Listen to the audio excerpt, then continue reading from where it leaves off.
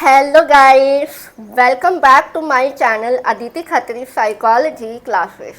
So guys, we started chapter 4 Psychological Disorder class 12 Psychology, and in the last video we have discussed the topic is anxiety disorder, and today in this video we will discuss the topic is obsessive compulsive disorder and trauma and stressor related disorder. So guys, stay tuned with my video till end. Please don't forget like, share, comment and subscribe my channel. So let's start my video. So guys, today's class topic is obsessive compulsive disorder and हमने अपने previous lectures में anxiety disorder को discuss किया था. I hope आपने वो video देखी और आपको अच्छे से क्लैरिफाई हो गया है. अगर आपको कहीं भी किसी भी टॉपिक में डाउट है तो please ask me in comment section. So आज की वीडियो हम स्टार्ट करते हैं. So first is look at here obsessive compulsive disorder. New name है what is obsessive and what is compulsive. ये कौन से नेम है, इनको क्या बोला जाता है, ये कैसा डिसऑर्डर होता है. सो नाउ आपके सभी क्वेश्चन के आंसर यहाँ इस वीडियो में मिलेंगे. So what is obsessive. Obsessive means that enable to control their ideas and thought. कि आपके माइंड में ऐसे थॉट्स जो रिपीट होते जा रहे हैं जिन्हें आप कंट्रोल नहीं कर पा रहे हो, उन्हें हम ऑब्सेसिव बोलेंगे. क्लियर. एक कोई ऐसे थॉट्स आइडिया जो रिपीटेड चल रहे हैं आपके माइंड में जिन पर आपका कंट्रोल ही नहीं है. ओके जिन पर आपका कंट्रोल ही नहीं है उन्हें हम ऑब्सेसिव बोलेंगे. सेकंड बात करेंगे कंपल्सिव. कंपल्सिव क्या होता है. जो रिपीटेड थॉट्स आइडिया आपके माइंड में चल रहे हैं उन्हें करना, उन पर एक्ट करना, वो बिहेव करना आपके लिए कंपल्सरी हो जाता है. उसको हम कंपल्सिव बोलेंगे. क्लियर. यहाँ तक क्लियर हुआ. Combine what is obsessive compulsive. एक ऐसा थॉट, एक ऐसा आइडिया जो आपके माइंड में बार बार ट्रिगर कर रहा है, उनको एक्ट करने के लिए आप कंपल्सरी हो जाते हो कि आपको ये एक्ट करना ही करना है. आपके लिए वो एक्ट कंपल्सरी हो जाता है. उसको हम ऑब्सेसिव कंपल्सिव डिसऑर्डर बोलेंगे. Am I clear. सो इनमें बहुत सारे एग्जाम्पल्स आते हैं. कोई पर्सन है, जैसे जस्ट एग्जाम्पल रमेश नेम है उस पर्सन का. ठीक है. रमेश को बार बार कोई ऐसा थॉट आ रहा है, जैसे किसी भी चीज़ को लेकर वो किसी भी चीज़ को टच कर रहा है. ठीक है. बार बार वो किसी भी चीज़ को टच कर रहा है, फिर बार बार वो वॉश कर रहा है. अपने हैंड को बार बार वॉश कर रहा है, टच कर रहा है, वॉश कर रहा है. कोई भी चीज़ हो सकती है, जैसे कि कोई वॉल है, वॉल को टच किया, हैंड वॉश किया, वॉल को टच किया, हैंड वॉश किया, वॉल को टच किया, हैंड वॉश किया. रिपीटेड टाइम टू टाइम क्या हो गया, 10 to 15 टाइम्स. और ये डेली हो रहा है. बार बार वो एक ही चीज़ कर रहा है, रिपीटेड थॉट आ रहा है और एक्ट किया जा रहा है. ठीक है. टच कर रहा है, हैंड वॉश कर रहा है, टच कर रहा है, हैंड वॉश कर रहा है.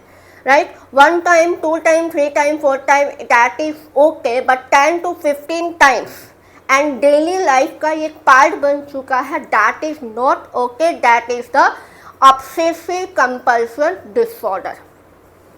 क्लियर. नाउ मैं एक बार और क्लैरिफाई कर दूं. ओसीडी एक ऐसा डिसऑर्डर होता है जहां पर पर्सन के माइंड में बार बार एक ऐसे थॉट आइडियाज ट्रिगर करते हैं जो पर्सन के लिए उनको करना, उन बिहेवियर को करना कंपल्सरी हो जाता है. उसको हम ऑब्सेसिव कंपल्सिव डिसऑर्डर कहेंगे. जैसे मैंने आपको टच का एग्जांपल दिया. ठीक है. सेकंड एग्जाम्पल लेकर चलते हैं। जैसे रमेश के पास कॉइन है, ठीक है, रमेश के पास क्या है, कॉइन है। कॉइन को वो बार बार टच कर रहा है, फिर हैंड वॉश कर रहा है।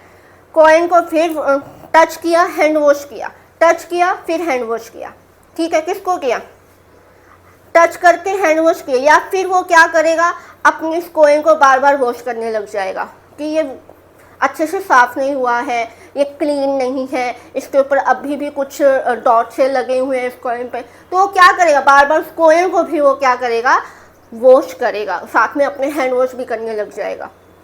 ठीक है, समझ में आया यहाँ तक? ये दोनों एग्जाम्पल क्लैरिफाई हुए।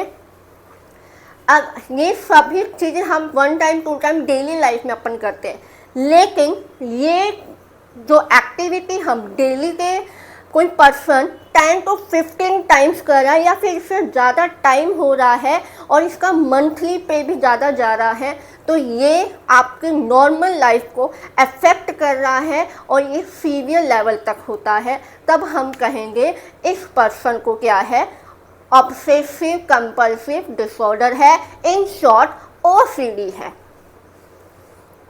क्लियर? आई होप क्लियर हो गया होगा। थर्ड एग्जाम्पल लेते हैं हम चेक का। हम कई बार क्या करते हैं, बार बार चीज़ों को चेक करते हैं, है ना। सबकी आदत होती है ना, जब हम जैसे फॉर एग्जांपल हम अपने होम के गेट के ऊपर लॉक लगाते हैं, एक बार चेक किया, 2 बार चेक किया, दैट इज ओके। कोई पर्सन है, जैसे हम रमेश की ही बात करते हैं, रमेश पर्सन है कोई, वो बार बार अपने घर के लॉक को चेक कर रहा है कि मैंने अच्छे से लगाया है कि नहीं लगाया, कहीं वो खुला तो नहीं रह गया हो, राइट। उसको बार बार उसको खींच के ही देखेगा, फिर वो दोबारा जाएगा, नहीं नहीं कहीं ना कहीं रह गया, मैं दोबारा चेक करके आता हूँ। रिपीटेड टाइम 10-15 डेज ये कंटिन्यू होता जा रहा है। इसके माइंड में बार बार यही क्वेश्चंस, यही थॉट्स आ रहे हैं कि मैंने अच्छे से लॉक लगाया है या नहीं लगाया। और यही थॉट क्या है, उसको एक्ट करने के लिए कंपल्सरी हो जाते हैं कि मुझे चेक करना चाहिए, नहीं तो घर में कोई चोर घुस जाएगा या फिर कुछ भी मिसहैपनिंग हो सकती है, राइट। तो इसको हम क्या बोलेंगे, OCD। क्लियर? अगर इनका टाइम कितना है, 20 टाइम से ज़्यादा हो जाए और ये कंटिन्यू आपका चलता ही जा रहा है, 1 मंथ 2 मंथ 3 मंथ, और बहुत ज़्यादा हो रहा है, 15 टाइम्स तक, 50 टाइम्स तक भी हो सकता है, इसका टाइम पीरियड बहुत ज़्यादा हो रहा है, तो हम इस पर्सन को कहेंगे, इस पर्सन को क्या है, OCD है। क्लियर? यहाँ तक आपको क्लियर हो गया होगा। नेक्स्ट एग्जाम्पल हम काउंटिंग का लेते हैं। काउंटिंग, हम काउंटिंग करते हैं ना, 1 2 3 4 5 6 7 8 9 10।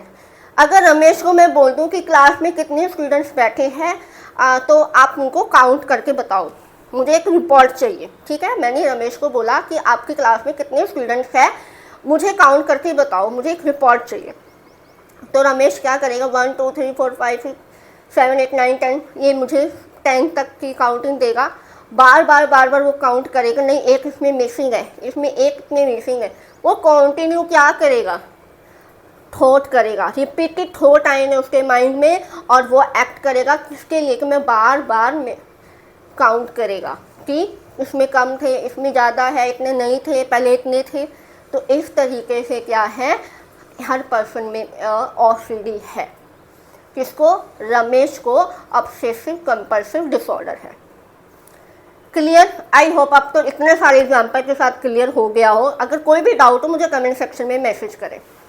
नेक्स्ट टॉपिक आता है हमारा trauma and stress related disorder. Trauma कोई भी इवेंट हो गया, उस इवेंट को लेकर जो आपका स्ट्रेस आ रहा है उसके बारे में हमें डिस्कस करना है। ठीक है, जस्ट एग्जाम्पल, एक ऐसा इवेंट जो आपकी मेंटल हेल्थ और आपकी हेल्थ पर एक सीवियर, एक एक्सट्रीम लेवल का इम्पैक्ट आ रहा है। वो क्यों आ रहा है, जब कोई ऐसा इवेंट हो गया उसको हम पोस्ट ट्रॉमेटिक डिसऑर्डर बोलेंगे। क्लियर? एग्जाम्पल, कहीं पर क्लाउड बर्स्ट हो गया, सुनामी आ गई, लैंडस्केप हो गया, ठीक है, अर्थक्वेक आ गया, टेररिस्ट अटैक हो गया, सीरियस एक्सीडेंट हो गए, है ना, उनमें आपने कोई भी एक ऐसा इवेंट देखा जिससे आपको एक इवेंट के बाद आपकी मेंटल हेल्थ पर, आपकी हेल्थ पर एक पूरी तरह से मतलब एक सीवियर, एक एक्सट्रीम लेवल का आपको इम्पैक्ट आ गया, जिसकी वजह से आपके जो नॉर्मल एक्टिविटीज़ हैं डेली लाइफ की वो अफेक्ट कर रही है, उसमें प्रॉब्लम आ रही है, उसको हम पोस्ट ट्रॉमेटिक स्ट्रेस डिसऑर्डर कहेंगे। पोस्ट ट्रॉमेटिक क्यों कहेंगे? कि जो ट्रॉमा, जो इवेंट हुआ उसके बाद जो स्ट्रेस आ रहा है, इसलिए क्या है, इसको डिसऑर्डर कहेंगे। डिसऑर्डर क्यों बोल रहे हैं? क्योंकि इसमें आपकी डेली लाइफ के जो एक्टिविटी आप जो कर रहे हो वो प्रॉब्लम दे रही है, उसमें भी प्रॉब्लम आ रही है। आप सुबह से लेके, आप मॉर्निंग से लेकर आपकी नाइट तक के जो डेली रूटीन के वर्क है उसमें बहुत ज़्यादा प्रॉब्लम आ गई है, जिसकी वजह से आपको उस इवेंट का, उस ट्रॉमा का आपकी माइंड हेल्थ पर इम्पैक्ट आया है एक्सट्रीम लेवल का। इसलिए that is the reason post traumatic stress disorder बोलेंगे। Clear? If it clear to you, please guys मुझे मैसेज करें। क्लियर हो गया है तो आप मुझे मैसेज में डन करें, और क्लियर नहीं हुआ है तो please ask me in comment section. Symptom क्या रहेंगे, हमें कैसे पता चलेगा कि पोस्ट ट्रॉमेटिक स्ट्रेस डिसऑर्डर, कैसे हमें फाइंड आउट करेंगे? तो सिम्टम आता है फ्लैशबैक्स आएंगे आपको, बार बार उसी इवेंट के बारे में बार बार आपको ड्रीम्स में आएंगे, आप कहीं बैठ जाओगे, आइसोलेटेड फील हो जाएगा, इम्पेयर्ड कंसंट्रेशन, आप कंसंट्रेशन ही नहीं कर पाओगे कहीं भी। आप खाना खा रहे हो, ठीक है, तो वहीं पर उस खाना खाते टाइम आप सोचने लग जाओगे उसी के बारे में, आपका ध्यान वहीं रहेगा। आप कोई काम कर रहे हो तो वहाँ पे भी आप कॉन्सेंट्रेट नहीं कर पाओगे, अगर आप स्टडी कर रहे हो तो वहाँ पे भी आप कॉन्सेंट्रेट नहीं कर पाओगे। क्लियर? थर्ड आता है इमोशनल डिस्टर्बेंस। इमोशनल डिस्टर्बेंस, आपका इमोशनल लेवल वो भी डिस्टर्ब हो जाएगा, ठीक है, आप बहुत हद तक डिस्टर्ब हो जाओगे, आपके जो डेली लाइफ के जो वर्क है ना वो भी डिस्टर्ब रहेंगे, आप कॉन्सेंट्रेट कर ही नहीं पाओगे, ठीक है। Adjustment and acute stress disorder also included in this category. ये आपको सिर्फ नाम लर्न करने हैं, ये इन डिटेल हम कभी करेंगे, ठीक है। ये आपको इस टॉपिक में इतना ही दिया है, और आई होप आपको ये टॉपिक क्लियर भी हो गया होगा। क्लियर? समझ में आया? कोई भी डाउट नहीं होगा। If you have any doubt please ask me in comment section. कोई भी क्वेरी है आपको किसी भी टॉपिक को लेकर, प्लीज़ मुझे कमेंट सेक्शन में मैसेज करें। क्लियर? सो मिलते हैं हमारी नेक्स्ट वीडियो में नेक्स्ट टॉपिक के साथ। तब तक bye bye, have a nice day.